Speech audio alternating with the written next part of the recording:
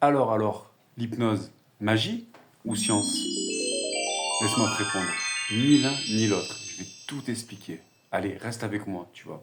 Et oui, l'hypnose, ni de la magie et ni de la science. Tu sais, c'est comme, je suis sûr que tu vois, quand ce mec il est sur scène là, habillé en costume avec sa montre et qui dit dormez, non. Eh ben c'est pas ça. Enlève-toi cette idée de la tête. L'hypnose, c'est pas comme ça. On va pas te demander ton code SIM de ta carte ou ton numéro de carte bleue pendant la séance. Lève-toi cette idée de la tête.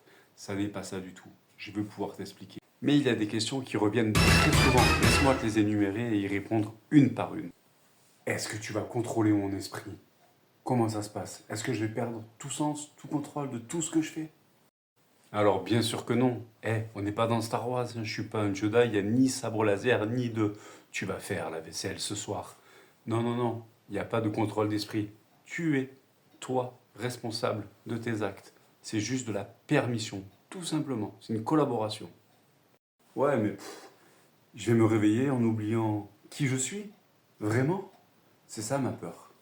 Et non, encore non. Sinon, crois-moi, il y aurait des millions de personnes qui viendraient en séance rien que pour oublier leur ex. Tu crois pas? Non?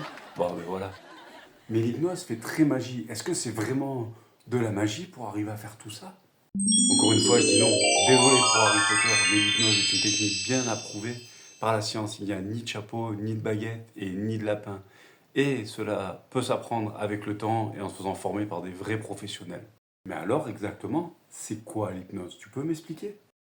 Pour faire bref, l'hypnose, c'est un état de conscience modifié. Imagine-toi tellement absorbé par ton film que tu oublies tout ce qui se passe autour. On accède vraiment à des comportements dans l'inconscient où on va pouvoir dire... c'est comme si ton cerveau te disait, allez, c'est bon, viens, parlons. Et c'est là où on va commencer à travailler.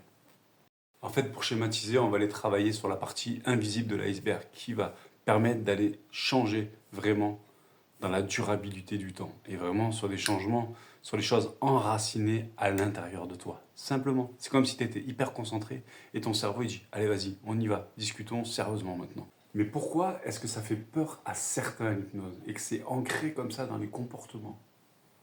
Oui, c'est vrai, cette peur, elle est carrément ancrée. C'est la peur de perdre ce contrôle, ce fameux contrôle qu'on a dans nos vies. Mais en séance, par exemple, si je te dis chante du Céline Dion, ben toi, tu ne seras pas obligé de l'accepter. Au contraire, tu as le contrôle sur tout. C'est comme s'il y avait une collaboration ou une alliance thérapeutique entre l'accompagné et l'accompagnant sous forme de permission. Et c'est toi qui as le contrôle, qui peut arrêter, qui peut parler, et toutes sortes de choses. Donc en aucun cas, tu ne perds ton contrôle. C'est ça qui est important à savoir. Après, si un hypnotiseur vous demande de faire des trucs bizarres comme ça, de chanter, de faire la poule ou de perdre le contrôle, fuyez, partez en courant, parce que c'est pas bon. Mais à quoi ça sert réellement l'hypnose? Qu'est-ce que ça peut procurer en soi finalement? Alors pour répondre à ça, cela peut aider à plusieurs choses.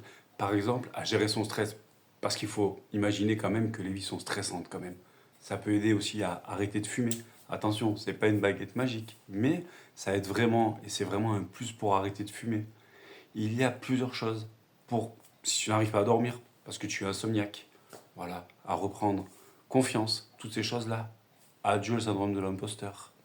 Toutes ces choses-là. Donc voilà, il y a plein de problématiques qu'on peut régler avec l'hypnose et je te laisse les découvrir. En bref, c'est un outil très puissant au quotidien qui va permettre d'être un véritable allié pour surmonter toutes les épreuves, les états, les émotions. Vraiment, mais il faut une collaboration entre l'accompagné et l'accompagnant. Le travail ne se fait pas seul. Simplement, si tu es motivé, tu arriveras à de grandes choses avec l'hypnose. Donc voilà, tu sais tout sur l'hypnose, donc si tu as envie d'essayer, n'hésite pas. Il n'y a pas de truc farfelu, de perte de contrôle ou de sommeil. Il faut juste venir essayer et de voir ce que ça peut procurer à l'intérieur de toi. Donc n'hésite pas à découvrir toutes ces techniques, les hypnothérapeutes dans ta région, en visio, par exemple avec moi ou avec quelqu'un d'autre. Faut pas hésiter, vraiment. Ça peut être vraiment bénéfique et libérateur sur pas mal de points dans ta vie, crois-moi. Alors j'espère que cette vidéo, elle t'aura décrit les choses que tu voulais savoir et t'aideront à avancer. En tout cas, merci. Et je rajoute, n'hésitez pas à vous abonner, à liker, à commenter, à donner votre expérience sur l'hypnose et à voir si la prochaine vidéo sera peut-être pour vous hypnotique. Merci. Salut.